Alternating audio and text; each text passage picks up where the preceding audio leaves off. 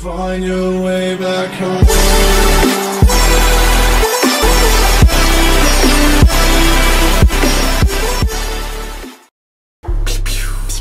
Pozdrav prijatelji, dobrodošli u novi klip.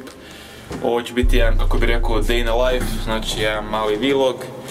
Idemo sad u teretanu i danas zbijamo upper body, Nemanja ruke. Mene biceps, triceps.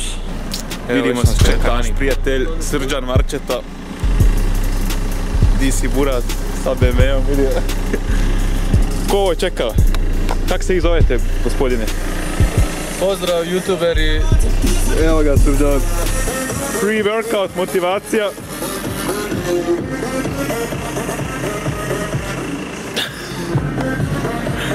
Prijatelji, to je naša motivacija prije treninga.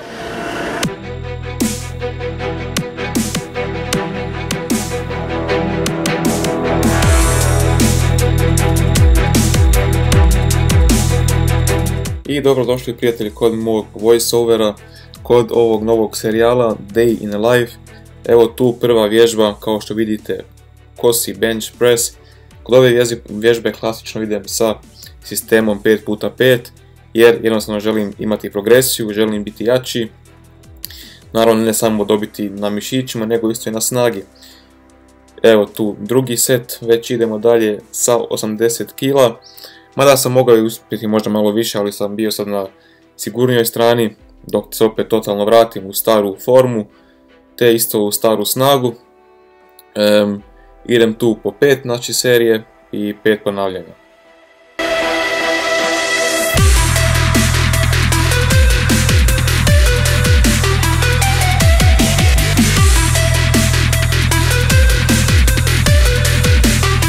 I evo nas već kod druge vježbe, a to su flies sa bučicama, znači sjedeća ekstenzije. Po meni jako dobra vježba, još onda se lijepo upumpa krv u mišić, onda se imate još bolji osjećaj u prsima, znači jedna, ajmo reći, izolacijska vježba, znači baš primarno udara prsa.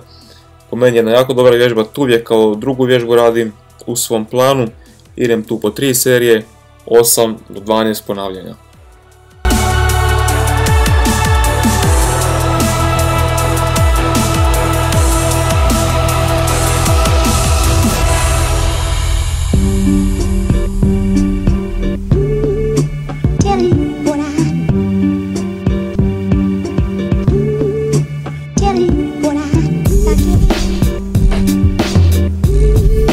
Šta bi bio jedan trening za prsa bez potiska za bučicama, tako da dovršavam svoj trening sa tom vježbom, radim jedan set, 8 do 12 ponavljanja i krećemo onda dalje uz drugu mišićnu skupinu, a to su leđa.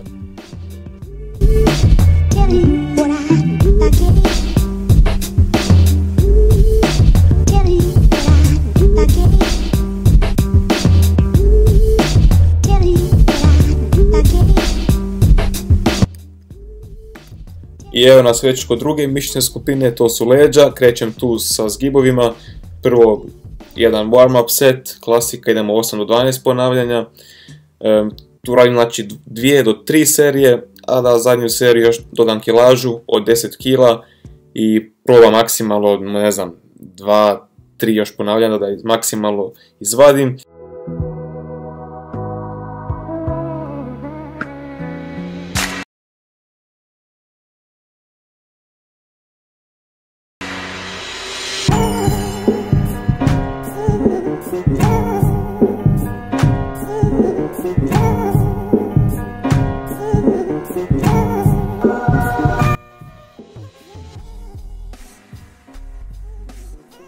I evo nas krećemo dalje s jednom vrlo efektivnom vježbom, to je povlačenje sa uskim hvatom.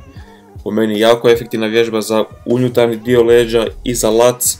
Idemo tu isto po 3 serije, držimo volumen jako nizak, znači nemamo tu sad neki veliki broj setova, no ali imamo veliki broj kilaže, lijepo kontrolirano.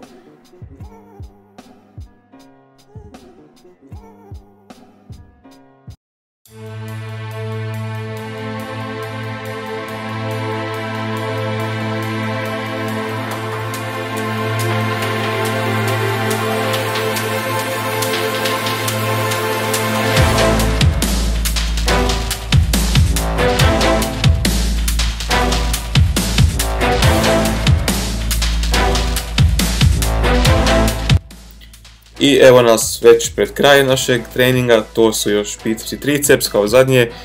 Mišićne skupine, idemo tu hammer curls i uski bench press u supersetu, no nisam sad to snimio u supersetu, već sam snimio to kao odvojene vježbe jer bi malo to iritantno izgledalo, pa evo krećemo tu sa hammer curls, idemo 3 seta tu, isto nizak broj ponavljanja, znači 4 do maksimalno 8 ponavljanja velikom kilažom, lijepo polako, precizno tu vježbu radimo.